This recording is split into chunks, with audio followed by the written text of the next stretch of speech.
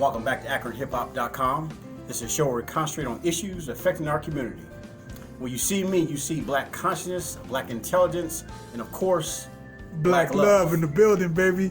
What's up, man? What's going on, brother? Hey, man, what's that on your shirt, man? You got a huge head on your shirt. Oh, this is Minister Malcolm X or Malcolm Shabazz. Where you get that from? Got it from a black-owned company in Georgia, Artistic Tees. You can even see the sweat on his style. They print all kind of shirts, man. Hey, man, you be coming with the fly gear, man. I like your style, man. Hopefully they have big man size. Okay. Oh, yeah, they do.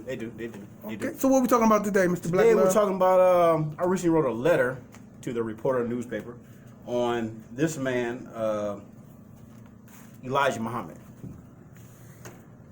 Okay. And the reason being is that this month is the 24th anniversary of the Million Man March, 24th anniversary of the O.J. Simpson trial, and people getting ready to celebrate Halloween later on this month. But I want to talk about a man who was born this month in 1897, and that man is the Honorable Elijah Muhammad.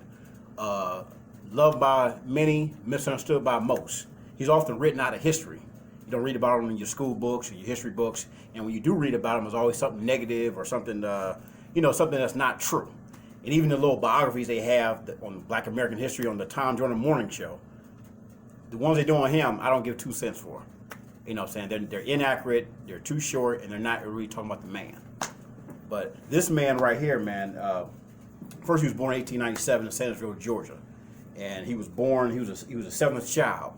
And he was born Elijah Poole. He was not born Robert Poole. Yeah, where did he get that Robert?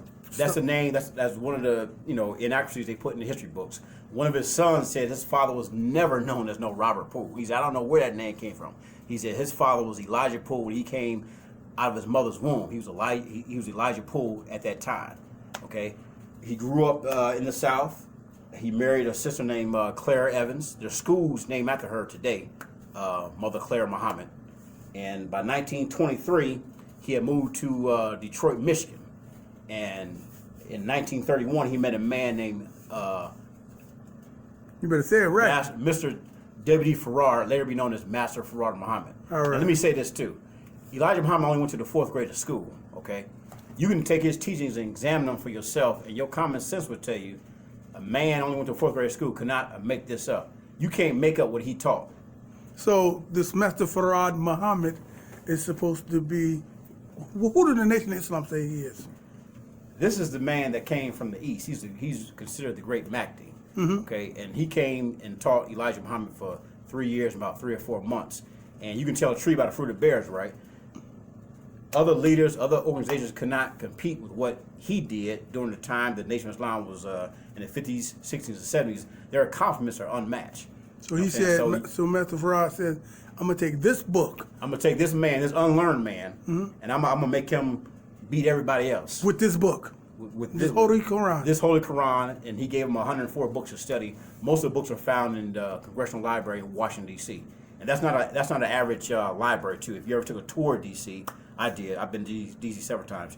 You can research anything you can in the Library of Congress, but you can't check nothing out.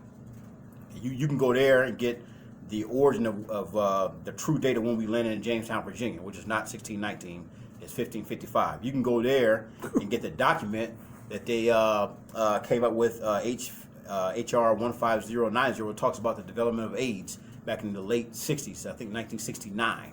I wrote the Library of Congress too, and they wrote me back. They got it there. Well, let me take a pause for a second and talk to my man Billy Fitt.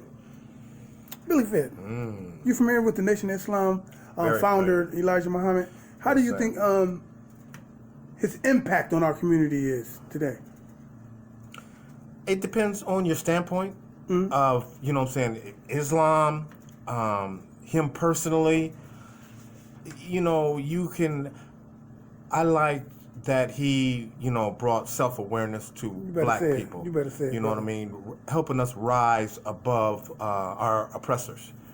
And, like I said, you can look at some of the negative things that surrounded him and everything too, but I think he did more good than he did bad. That's Billy Fitt for you and yours. Absolutely. That's Billy Fitt for you and yours. I got my brother right here, the little young phenom out here, highly intelligent, highly relevant. You better put that in a rhyme. Yeah, man. The intelligent, relevant, okay? Straight up. Train, sick gang.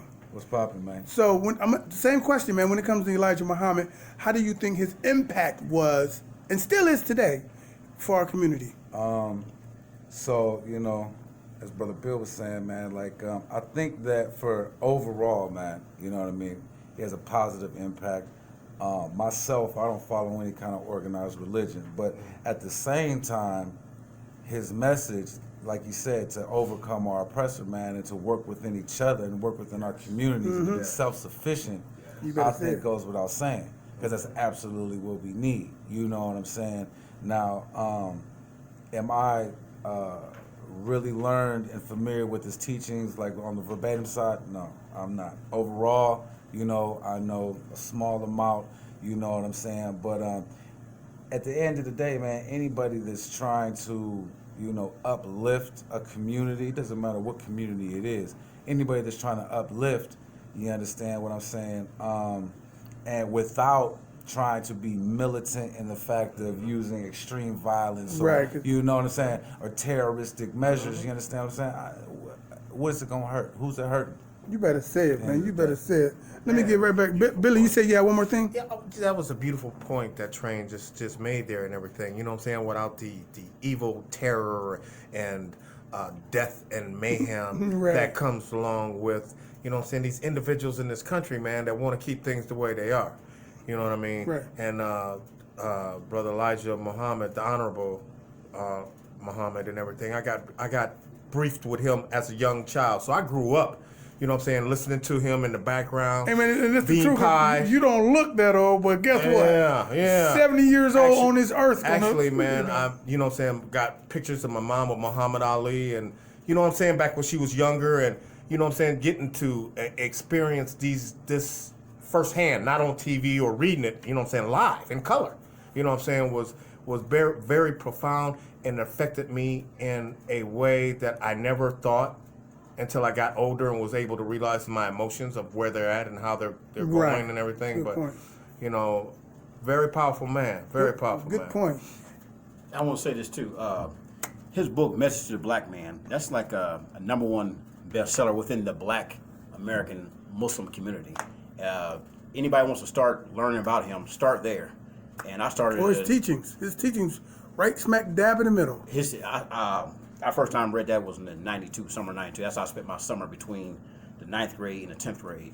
And people like Imam D. Muhammad, Muhammad Ali, Yahweh Ben Yahweh, him too. There's a picture of Yahweh Ben Yahweh in his FOI uniform. He's down in Georgia, but he won't admit it or not.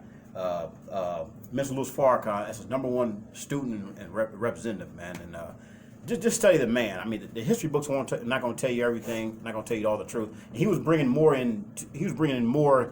His message is more than just religion. He was bringing in a whole new world. But you got to get into the upper classroom and get the hidden meaning. But he bringing in a whole new world. When you start talking about economics, when you start doing for self, man, you're becoming a threat to an enemy as somebody who don't want you to reach that level. Yes, sir. That's why they already had planned, like, man, we got to get this out the way, man. This Elijah man is causing us problems. There's a cartoon of a French president, de Gaulle. He's pointing to a group of people. There's a group of people. He's pointing to one man in this group, and one man is Elijah Muhammad. He said, were it not for this man, we would have a glorious future. Why would he say that? You better because he's say it. interfering with their world. That's why. So let me ask you a question, man. You did a whole article. Where can you find that article, brother? You can find it on the Reporter newspaper online.com. Find it on AkronHipHop.com too. AkronHipHop.com too. That's right. That's right. Hey, man, take us out of here, buddy. Tune in next week for another edition of Weekly Cypher. Brother G.Mack.